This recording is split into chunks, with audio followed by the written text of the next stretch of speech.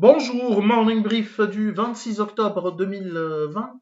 La bourse de Tunis termine sur une légère note négative, termine la semaine sur une légère note négative avec un Tun Index qui a accusé un léger repli de 0,20% sur la semaine, portant ses pertes annuelles à moins 6,45% depuis le 1er janvier 2020. Pour ce qui est des principaux écarts de la journée, de la semaine plutôt, SCB, Simon de Bizerte gagne 13%, sur fond de bons résultats, de résultats solides, hein, et d'indicateurs d'activité trimestrielle qui confirment l'amélioration des fondamentaux des ciments de Bizerte. Citycars progresse de 6,59%, Socna une hausse de 6,49%, 4,41% de gain pour Unimed, Cartas Cement avance de 3,40%, TLF une progression de 2,72% et 6 l'autre loueur qui augmente de 2,18% sur la semaine dernière.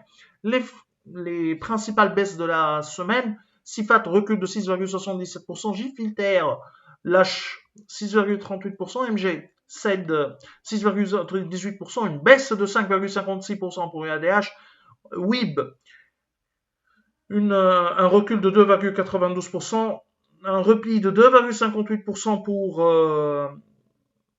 Annibaliste TPR qui lâche également 2,78%, Tigeli Leasing une baisse de 2,58%.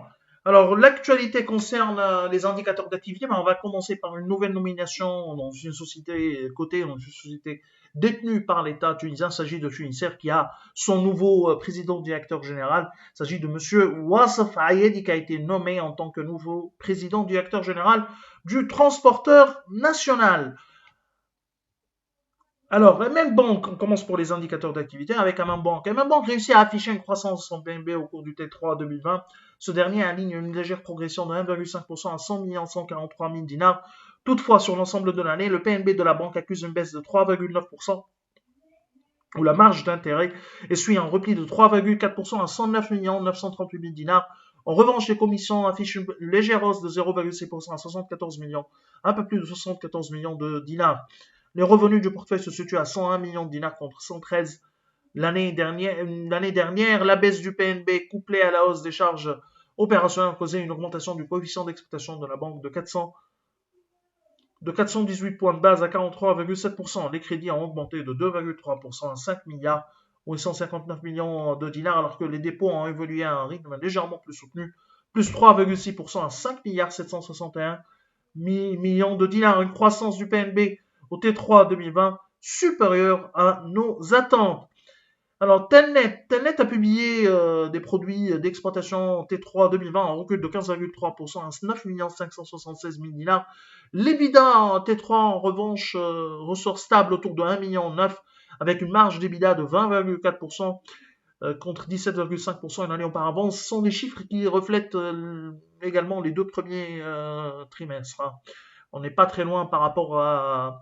on est sur la même tendance concernant les deux premiers trimestres. D'ailleurs, sur les 9 premiers mois, les produits baissent de 12,3% à 29 224 000 dinars.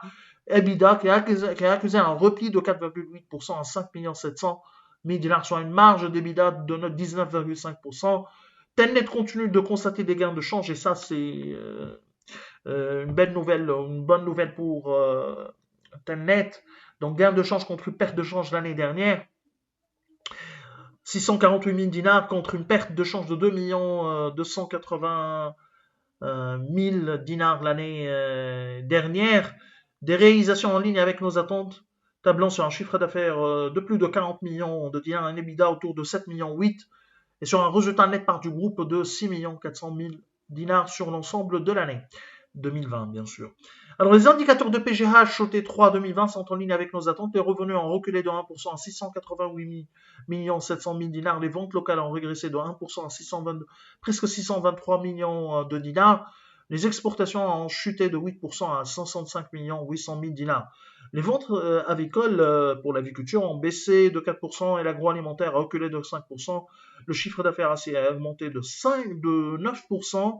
Sur les 9 mois, les revenus ont reculé de 4,5% à 2 62 000 dinars, moins 4,6% prévu pour toute l'année. Le chiffre d'affaires local a régressé de 3%, 1 milliard 875 millions. Et l'export s'effondre de 18% à 188 millions de dinars. L'endettement a été réduit de 1% à un peu plus de 850 millions de dinars. C'est tout ce qu'on a pour ce matin. Nous vous remercions pour votre attention et on vous donne rendez-vous pour demain matin. Au revoir, à demain.